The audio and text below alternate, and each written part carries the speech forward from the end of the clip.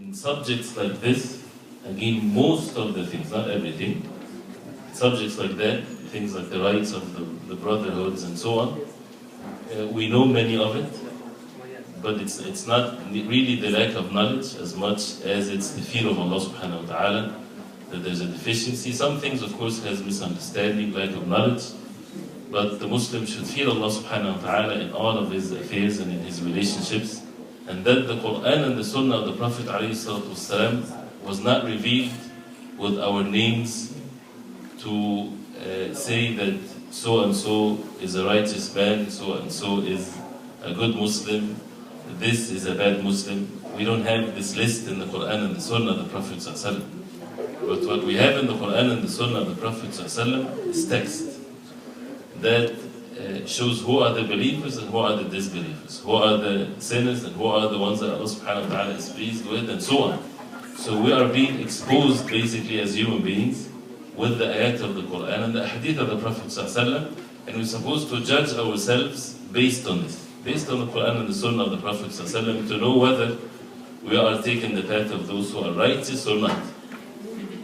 So as a result of that, we need to really be more into applying what we hear, and we have to do actions. And as we said before, some of us, when we talk about the deen, we think that to be religious is to hear things, and we continuously to hear things. No, we have to do things also. Hearing is half of the way. The other half is after we know what Allah subhanahu wa ta'ala wants from us, is to have the patience to apply it. And when we apply things, we're not necessarily going to get a return from those who we deal with, that they would appreciate it so much and they would respond with so much honor and dignity. No, they might oppose us with all kinds of abuse. So what to do then in that case? We worship Allah subhanahu wa ta'ala alone. We fulfill the rights not because people that should fulfill our rights back, and if they don't fulfill our rights, then we don't fulfill their rights. It doesn't work this way. It's all about the obedience of Allah subhanahu wa ta'ala. So having said that, then the job is easy, inshallah ta'ala, and we constantly should be reminded, because we're bound to make mistakes, and it doesn't mean that if a Muslim does not fulfill the rights of his brother in an incident here or there, that means that's it, he is done forever. No, for people to advise one another, for people to correct one another, this is definitely one of the rights of the Muslim, is a tanasuh, to advise one another and to accept the nasiha and to keep on correcting oneself till the last moment of our life. If we talk about the ayat of the Quran and the hadith of the Prophet ﷺ, there are so many, and we mentioned many of them. But because of the time, just mention some of the things and what are these rights that we need to observe. We heard before that the hadith of the Prophet ﷺ, al-Muslimu akhul Muslim. So the brotherhood is not something that we would necessarily, something that we got together and we decided that this is what we need to do. No, this is what Allah subhanahu wa ta'ala ordered us in the Quran. إِنَّمَا الْمُؤْمِنُونَ إِخْوَةٌ. That the believers are brothers. This is fact. If they're not brothers, that means there's deficiency in their iman. For them to complete their iman, they need to be brothers. So this is part of the deen. And the Prophet ﷺ said, Al-Muslimu akhul Muslim. The Muslim is the brother of a Muslim. So the Muslim did not say anything but Al-Muslim. So whatever defines of what Muslim is, then he's a brother of another Muslim. And as a result of that, لا يظلم, he does not commit injustice against him, ولا يسلم, does not give him to his enemies, لا يخذل, does not put him down, لا يحقر, does not ridicule him or mock him. بحسب امرئ منكم من الشر أن يحقر أخاه المسلم. بحسب امرئ منكم, which means it's sufficient, it's enough sin for one of you to look down at another Muslim, to ridicule another Muslim, to mock a Muslim, to look down at him. كل المسلم على المسلم حرام. كل المسلم, all the Muslim on the Muslim is haram. His دمه وماله وعرضه, his blood and his wealth and his honor and dignity. In these few sentences from the Prophet ﷺ, the matter is finished, it's done. It just needs for the actions. And the more we get to know of these evidences, the more that we will apply it on ourselves and so on. مثل المؤمنين في تودهم وتراحمهم كمثل الجسد الواحد. The example of the believers in their love and their mercy towards one another is like الجسد الواحد, is like one body. إذا اشتكى منه عضو تداعى له سائر الجسد بالحمى والسهر. If one part of this body is in pain or sick, then the whole body will suffer as a result of that with less sleep and humma, fever, because of that one organ that is being sick. So the same thing, and as we said, even in this hadith before, that the Prophet ﷺ, when he gives an example, or the examples mentioned in the Quran, not like people when they give examples, they exaggerate, but there's no exaggeration in this. So exactly, it should be the same. If it's not the same, that means we're having a major problem in completing our iman. We have weakness in our iman that causes these types of evil things. The Prophet ﷺ said, "Kunu ibadallahi ikhwana." Be, O brothers of Allah, slaves of Allah, ikhwana, brothers. And sometimes the Prophet ﷺ would say, which is one of the implications of the brotherhood, for it to be established, we have to have the sincerity, as we said. This is obedience to Allah subhanahu wa ta'ala, this is the deen of Allah. And as the hadith of the Prophet ﷺ, "Man ahabba lillah wa abghada lillah wa a'ta lillah wa man'a lillah faqad istakmala al-iman." The problem, as we say, it's the deficiency of the iman. Because the Prophet ﷺ said, whoever loved for the sake of Allah, and hate for the sake of Allah, and give for the sake of Allah, and deprive for the sake of Allah, فَقَدْ اسْتَكْمَلَ الْإِيمَانِ. This is the person that completed his iman. His whole entire life is about for the sake of Allah. Even his love and hate and so on. So how much that Muslim is strong in his Islam, how much this believer is strong in his iman, with the outside appearance we don't have a mean to check in the hearts, and we're not supposed to. So whatever appears and we see and so on, the more that Muslim is strong in his deen, the more we love him. And the less, then the less love there is. So the heart will have both love, and the opposite of it is according to how strong he is or how weak he is with matters of the deen. Not to judge in a way that he is doomed or so, no, but what appears to us, then that's why, for example, in our life, the most righteous, the ulama, we love them for the sake of Allah. That's why if a person hates the people of knowledge, this is a major problem. And again, from the outside appearance, these are the people of knowledge, these are the righteous ones, and so on. We love them for the sake of Allah, and the opposite of that. Implications of this, from the text, and that's what the test that we have to take and to be truthful with Allah subhanahu wa ta'ala to achieve. As we heard in this hadith, Allah subhanahu wa ta'ala, as it's mentioned in the hadith in Sahih Muslim, the hadith Qudsi, that Allah subhanahu wa ta'ala will call the people in the day of judgment, أَيْنَ الْمُتَحَابُّونَ بِجَلَالِ. Where are those who loved one another for the sake of my exaltation, also for the sake of Allah? الْيَوْمَ أُظِلُّهُمْ فِي ظِلِّ يَوْمَ لَا ظِلَّ إِلَّا ظِلِّ. On that day I would have for them the shade from me, that there's no shade but this shade, or the shade that Allah subhanahu wa ta'ala will make for them. So this is such an honor for those who elevated themselves and passed that test, when they, instead of being trapped to their own personal greed, they elevated themselves, that their whole entire life becomes for the sake of Allah. So even when they love and when they hate, is all for the sake of Allah subhanahu wa ta'ala. And we know the hadith of even a Muslim or a believer visiting another believer for the sake of Allah, how much this is so much reward in this, something that it might be very simple. But if it's done for the sake of Allah, Allah subhanahu wa ta'ala knows best what's in the hearts. This is something that can be the reason for a person to enter Jannah. The hadith in Sahih Muslim, that a man, he visited his brother for the sake of Allah in qarya, in a village or in a town. فَأَرْصَدَ اللَّهُ لَهُ عَلَى مَدْرَجَتِهِ. He went to the other side of the town or so, and Allah subhanahu wa ta'ala sent someone or an angel on his way.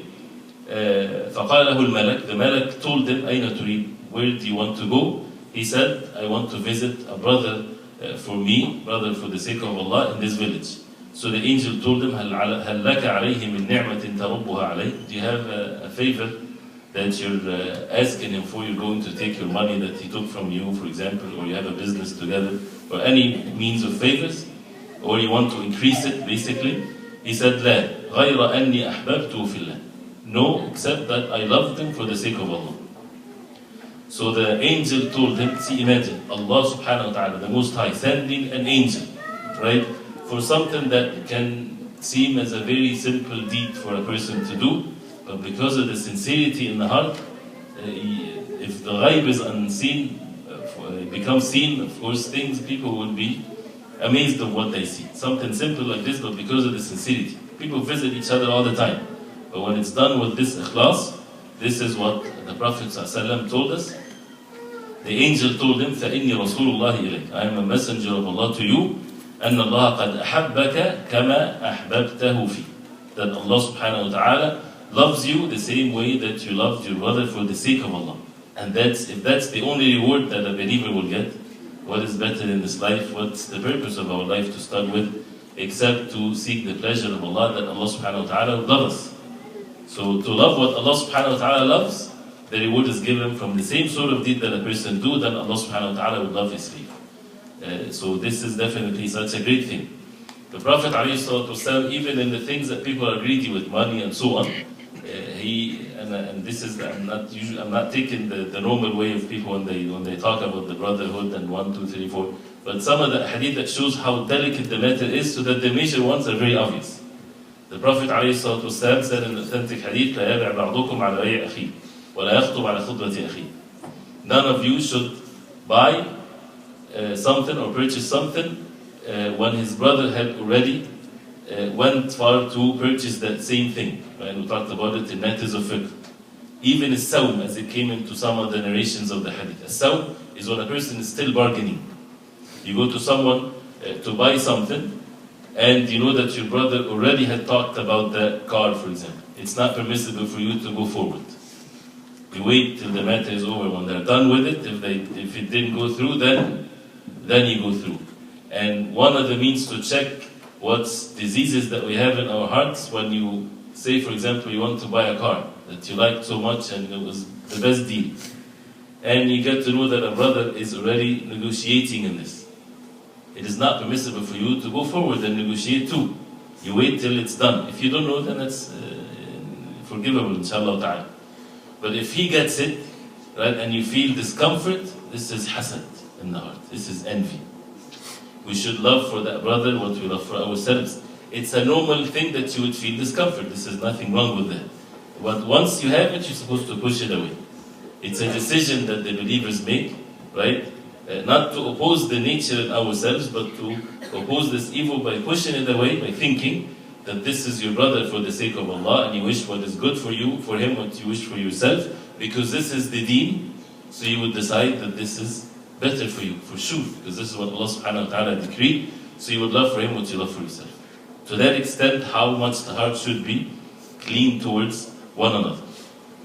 And when people are buying and selling, al-bay'an bil-khiyar, as we said, the one that is selling is more concerned about his own profit, and the one that is purchasing is more concerned about what's the deal that he's going to get. No, they're supposed to be one, right? So they both have to have the concern of one another, and that's why they have to make the matter clear and so on. This is another subject. Then the famous hadith, لا يؤمن أحدكم حتى يحب لأخيه ما يحب لنفسه, which is a test that needs practicality in it. None of you shall believe, having to complete iman, till he loved for his brother what he loved for himself. They used to give the pledge to the Prophet ﷺ when they embraced Islam, for al-nush لكل Muslim. After saying the shahada and so on, and to listen and to obey, and there's still no Muslim, right? They might not even know how to learn the salah and zakah and so on. But once they are given the shahada, which is something actually missed when people embrace Islam, not too many people talk about that right there. They used to give the pledge to the Prophet ﷺ وَالنُّصْحِ لِكُلِّ Muslim, as the hadith of Jarir ibn Abdullah al-Bajali radiallahu anhu. This Sahabi, he was among those who made or embraced Islam late. And he said, مَا رَآنِ النَّبِيُّ صَلَّى اللَّهُ عَلَيْهِ وَسَلَّمَ إِلَّا تَبَسَّمَ فِي وَجْهِهِ. The Prophet ﷺ never seen me unless he smiled to my face. Never. Imagine how, every time the Prophet see him, he would smile to his face. So he said, بَيَعْتُ رَسُولَ اللَّهِ صَلَّى اللَّهُ عَلَيْهِ وسلم على السَّمْعِ وَالطَّاعَ وَالنُّصْحِ لِكُلِّ مُسْلِمٍ.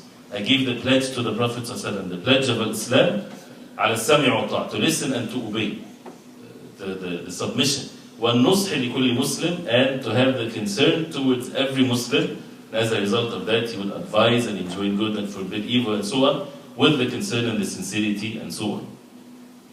Allah subhanahu wa ta'ala, when in Surah Al-Ma'un, condemning those who يمنعون الماعون, right? رأيت الذي يكذب بالدين فذلك الذي يدعو اليتيم ولا يحض على طعام المسكين فويل للمصلين الذين هم عن صلاتهم سهون الذين هم يراءون, right? Woe to those who are making salah but they delay it from its time. Those who would show off major sins, major issues. ويمنعون الماعون, and they, يمنعون meaning that they don't give الماعون. الماعون is something so small that they would not give, but it doesn't bother them so much to give. Like if your neighbor wanted a piece of bread, for example, right? Or the neighbor, they want salt to put on the food. This is what al-ma'un is. Or a needle to do, things like that. Sometimes people, they would, or a pen. Some people, when they, you can look, how can a person, start giving these things when they're asked for it? It's mentioned Quran recited with these things. So you can imagine what about the bigger things. How it is haram for the Muslim to boycott his Muslim brother unless it's for the sake of Allah, for a benefit. But the original ruling is لا يحل لمسلم, as the hadith of the Prophet ﷺ. لا يحل, that means it's haram. It's not halal, that means it's haram. لمسلم أن يهجر أخاه فوق ثلاث. It's not permissible for a Muslim to yahjur, like hijrah, turning away, leaving, boycotting his Muslim brother for more than 3 days. يلتقيان, they meet. فيعرض هذا ويعرض هذا. The first one turn away, the other one turn away, because they have issues with one another. وخيرهم الذي يبدأ بالسلام, and the best of the two is the one that initiate with السلام. They don't have a choice. After 3 days, they don't have a choice. This is, of course, matters of dunya. They're angry with each other because of money, business, all of this dunya that has no value whatsoever, that makes the brother hate his brother, or brothers, even biological brothers, inheritance and all of these types of things, severing relationship because of what? Because of dunya. Leave it for them if it's going to be, even if it's your right sometimes. But of course, yes, a person has the right to have his right, but it is haram to boycott for these low things, which is the whole dunya and whatever it contains. And they don't have a choice. They have to give the salam to each other and so on. They don't have to be the closest friends ever, but they still have to fulfill the rights, unless it's a matter of the deen. And that's something that is exception. And each individual, each incident, it should not be left for us. Should I boycott this brother because he's committing a sin or having a bid'ah or so on? Don't leave it for yourself to make that judgment. We should get a fatwa from an alim every time you want to boycott someone, right? So that this alim will be between you and Allah subhanahu wa ta'ala, and it depends on how you would explain the matter, right? Because if there is an evil thing coming from your brother, then you have to protect your deen. Deen is no compromise in this. But and that is to be done for the benefit. Sometimes if you would stop talking to someone, that would be the reason for him to change and to be better, right? Because he loves you so much or respects you so much, right? So as a result of that, he would turn away from what is evil. The Prophet ﷺ, within his family, if someone would lie, he would not talk to him, ﷺ. Right? And of course, the Prophet ﷺ, when a child, for example, or something, would say something and he sees the Prophet ﷺ is avoiding him, the child won't say, I don't care. No, he will be disturbed, of course, and that would be a reason for him. So it's for the benefit of it, not as a goal in itself. It's a mean to bring what is good. But if that would bring evil, then it's never good, which is a separate subject. And you see, as every right of brotherhood, it's a subject by itself that can be, expanded on and so on. And that's why it's just points. The bad expectations towards a Muslim, in which the Prophet ﷺ, of course it's mentioned in the Quran, اجتنبوا كثيرا من الظن, that stay away from الظن, إن بعض الظن إثم, that some of the dhann is sin, which is a deed done by the heart, not to think bad of your Muslim brother, and seek all means of excuses, even if you think that you're so smart and intelligent that you know for sure that he's doing it to hurt you and so on. If you find 70 excuses for him, as it's narrated from Umar radiallahu anhu, then do so. This is a high level of sincerity and fairness and so on. Hadith of the Prophet ﷺ in Sahih al-Jami', the Prophet ﷺ said, and see, always the rights of brotherhood and so on is mentioned within major things. Small things in this is mentioned within big things. So it's not a small thing. Prophet ﷺ said, الربا 72 بابا. Riba is 72 bab, 72 chapters, 72 parts. أدناها, the least level of riba, the least level of riba, مثل إتيان الرجل أمة والعياذ بالله. The least level of riba is like the man having intimate relationship with his mother. This is the least level of riba والعياذ بالله, the least. So you can imagine what is the highest level. وإن أغبى الربا, Prophet ﷺ saying that the highest level of riba, the lowest level as we heard, that people would, when you imagine someone, if someone is doing this sin, would people even look at him? Of course there's no way, right? What is the highest level of riba then? وَإِنَّ أَرْبَ الرِّبَا إِسْتِطَالَةُ الرَّجُلِ فِي عِرْضِ أَخِيهِ. The highest level of riba is istitala, that the man would extend into the honor of his brother, extend his evil, right? And it's like a physical thing. Like when you hit someone to hurt him physically, when you would hurt him with your tongue, to hurt his honor and dignity. Ghiba, namima, bad things about him, whatever there is that is so easy and simple, that easy to come out from one's mouth. Oh, he did this because of this. Oh, yeah, he's with, and so on. Narrating things without making sure that this is true or not. I heard that so and so is this or that. Mocking someone, making fun of someone. Riba is something that is the easiest thing to come out from one's mouth. And this is one of the highest level of riba. That the lowest, see, it's clear, right? So how it is that the deen of Islam, it's not what we think, what is evil and what is not evil. If this hadith or the two sins are given to someone before he hears this hadith, what is more evil? For someone to be, what's the word that they use? Incest? What is it? Incest. Incest. For someone to commit this evil crime, right? That the most indecent people whatsoever, they would consider that as the most evil act, right? Or to say a bad word about another person. Without anybody would think, he would definitely say that the first one is more evil. But this is what as an evidence that how the wahy, the Quran and the Sunnah of the Prophet ﷺ would change the way that we perceive things. It is not to belittle the first evil. The first evil is already known that it's one of the worst evil, right? But we need to stay away from judging ourselves what is worse and what is less and what is this and what is that. And this is the sign of total submission to the orders of Allah. That what Allah subhanahu wa ta'ala wants from us is this is what we consider bad or evil and so on. A person might be making salah, zakah and so on, but riba for him is easy. Or a person doing all of these things and dealing with riba.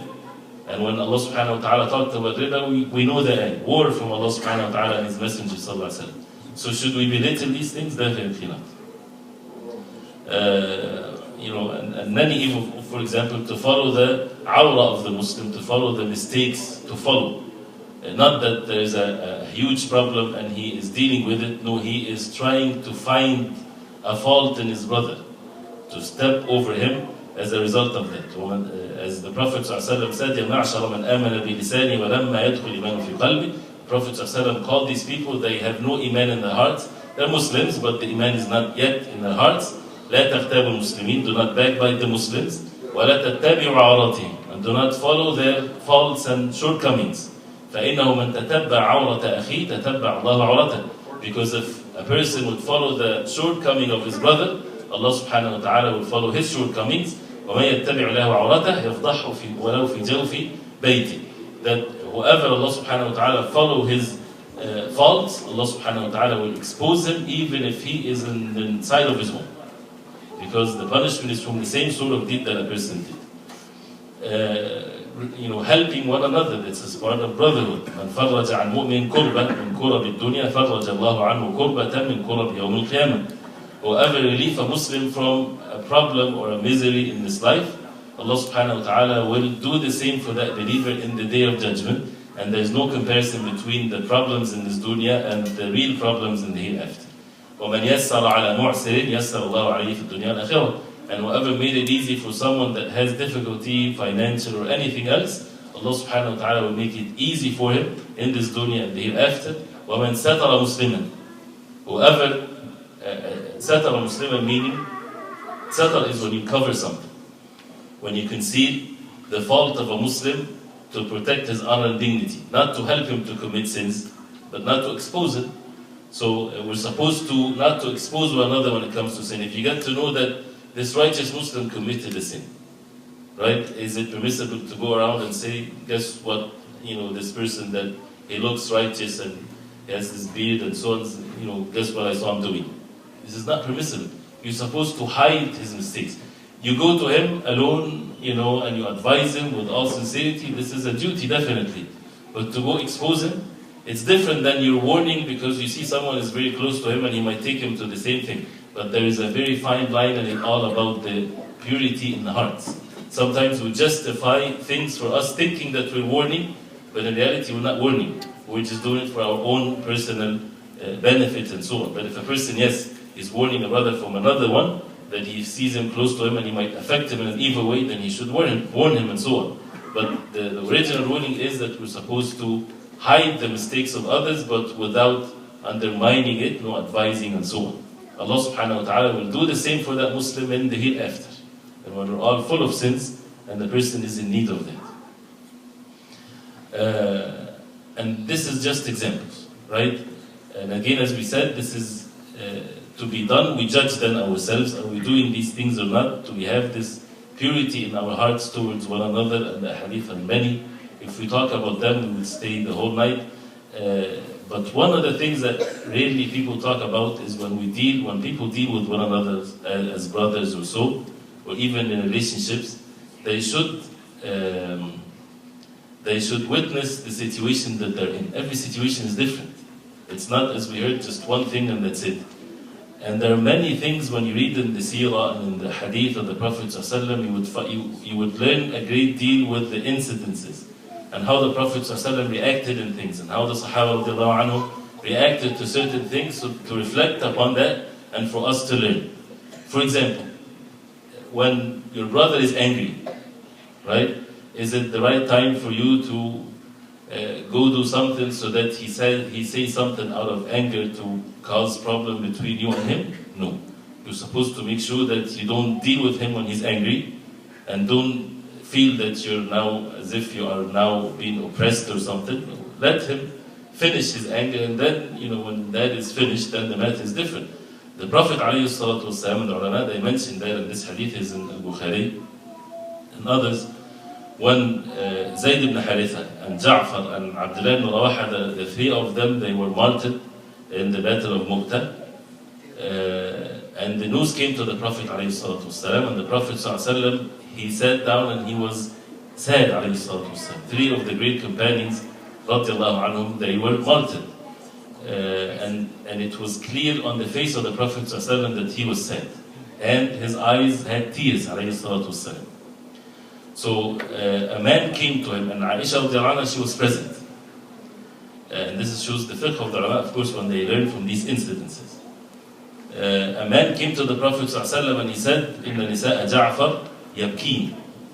The women of Ja'far radiallahu anha are weeping, they're crying. So the Prophet ﷺ told them, اذهب إليهن فانههن عن البكاء. Go to them and forbid them of crying. Not the normal cry. It seems like they were doing something that is wrong. Like with noise, with loud voice, with wailing or something like that, which is forbidden.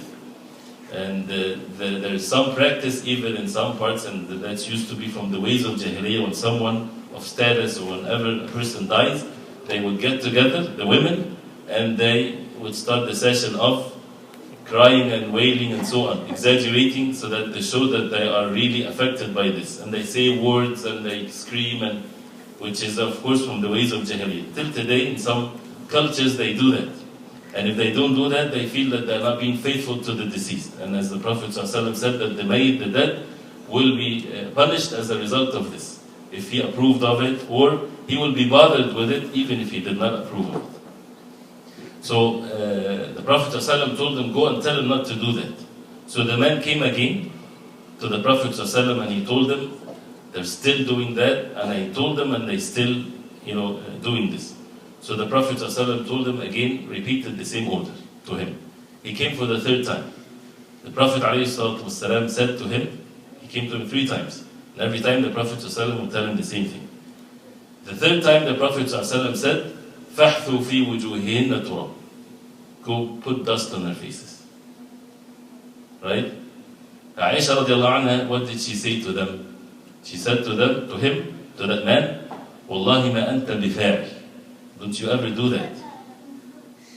Don't do what the Prophet ﷺ told you. And then she said, لا تركت رسول الله صلى الله عليه وسلم من العناء حتى قال لك الذي قال.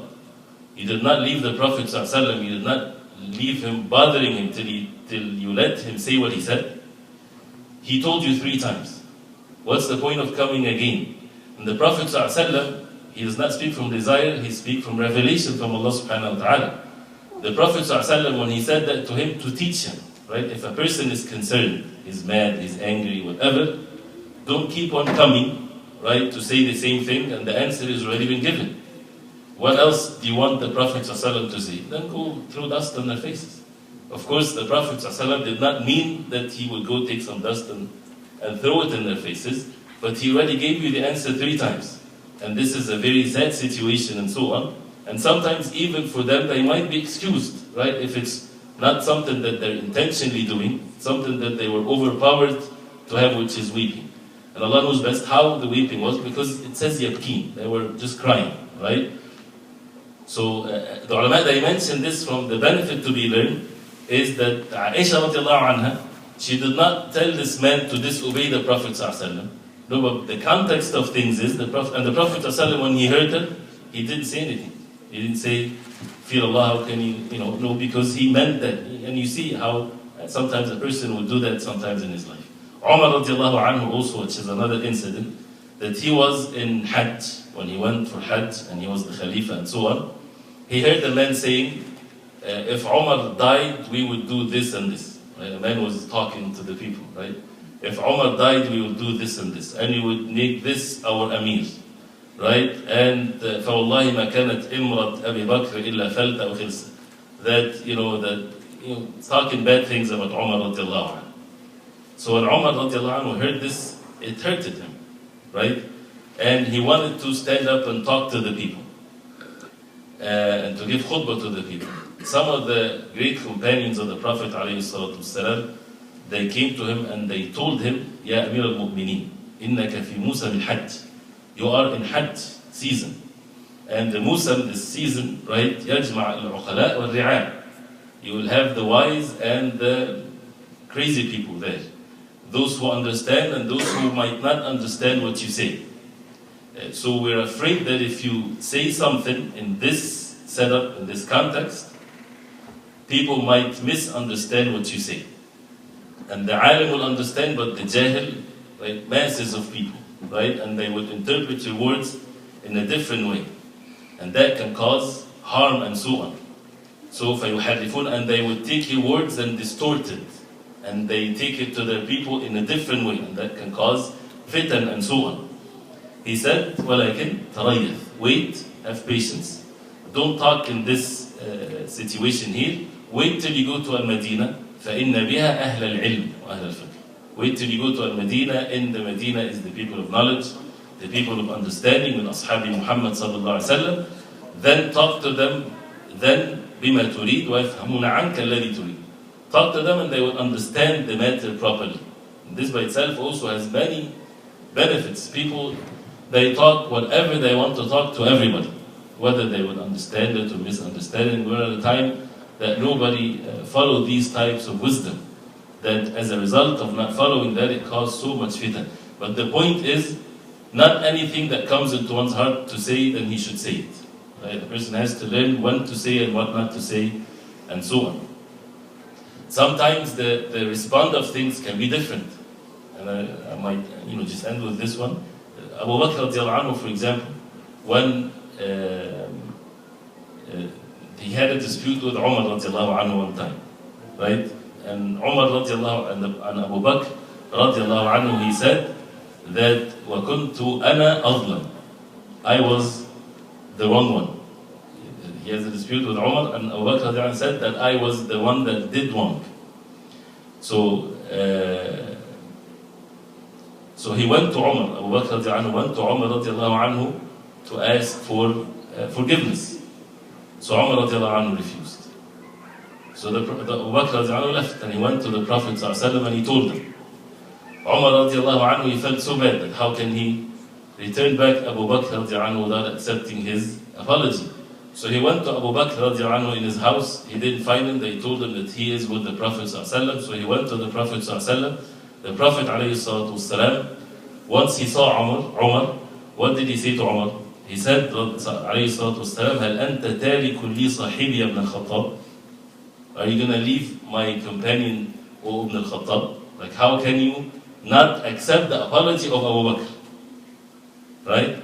And then he said, صدقني إذ كذبتموني. He believed me when you belied me. وأعطاني إذ منعتموني. Because of the sabq of Abu Bakr. Abu Bakr radiallahu anhu, he was among the first to embrace Islam, and Umar came later after Abu Bakr radiallahu anhu. Just for that, the Prophet ﷺ said to him like this: he believed me when you denied me, and he gave me when you deprived me.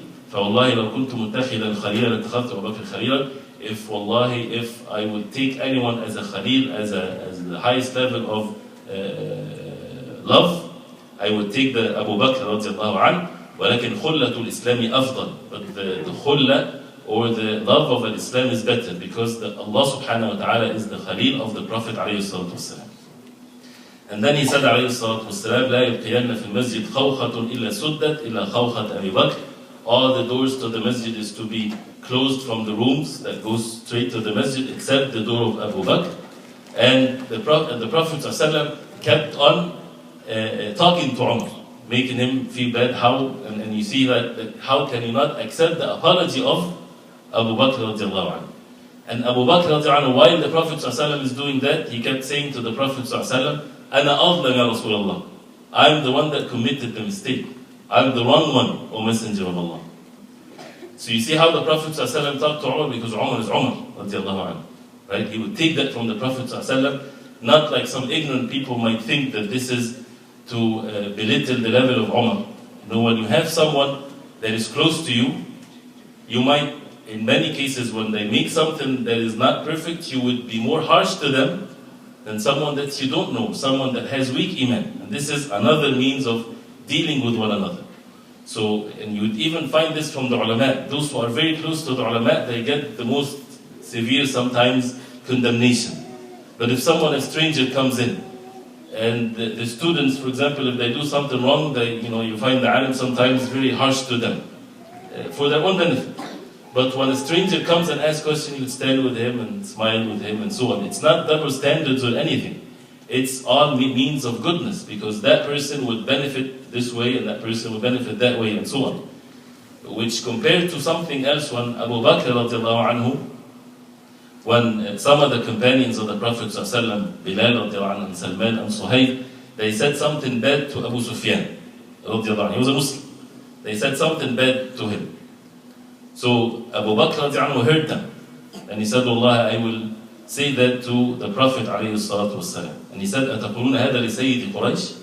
Abu Bakr said to Bilal and Salman radiallahu anhu and Suhaib, you saying that to the chief of Quraysh?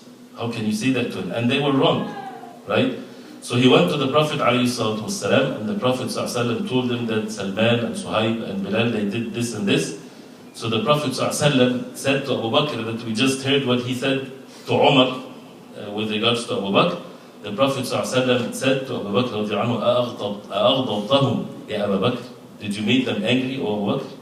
And they were the ones that did wrong.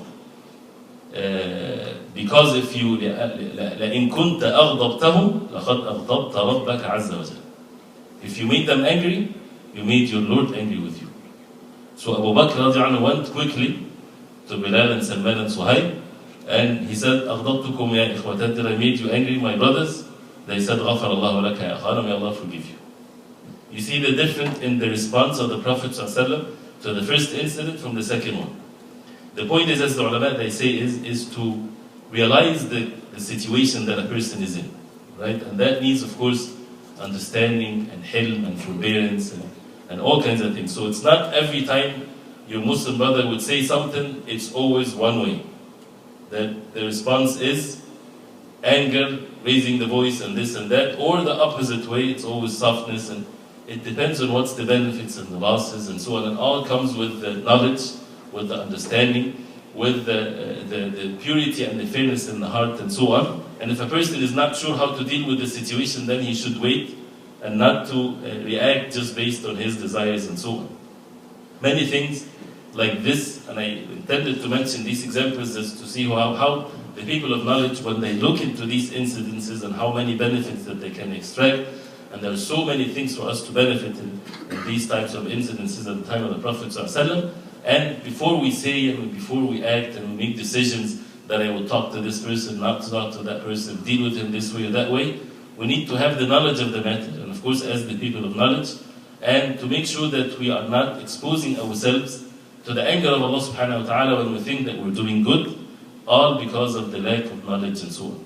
So ask Allah subhanahu wa ta'ala to make us among those who obey Allah subhanahu wa ta'ala and follow the way of the Prophet sallallahu alaihi wasallam.